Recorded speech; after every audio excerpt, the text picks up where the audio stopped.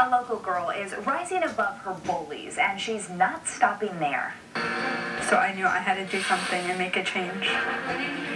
In tonight's Up Close, you'll hear the painful first-hand accounts that inspired a clever campaign against bullying. But in tonight's Up Close, a Treasure Coast girl has become a voice in the call to end bullying. She knows firsthand the pain of being ridiculed by classmates.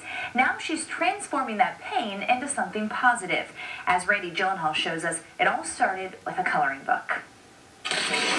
Sitting on her living room floor, high schooler Rebecca Cowan is fighting back against bullies by making a coloring book. This is my story. Just a few pages long, it's a how-to guide for young kids. Cyberbullying is when bullies use the internet. A picture story about a young girl being bullied and how she made it all stop. Stand up for them and report them.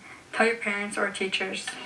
So far, Rebecca has printed about 17,000 copies. They'll be distributed to schools across St. Lucie County and even as far away as North Carolina.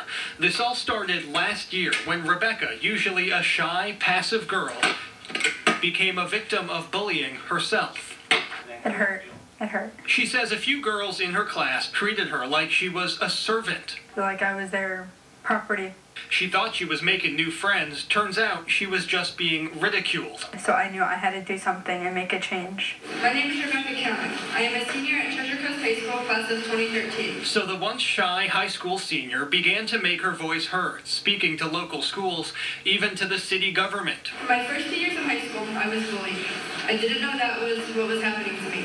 Within a year, she had created the coloring book, a website, and even began selling t-shirts. The front says, "We stand up." And on November 16th, she's arranged to have most of the students in St. Lucie County wear the color pink to show their fight against bullying. To try to end bullying. To get kids to talk more if something's bothering them. The previously awkward Girl Scout, bullied by so-called friends, is now a community activist from her living room floor. In Port St. Lucie, Randy Gyllenhaal, WPBF 25 News. What a great message. Good for her.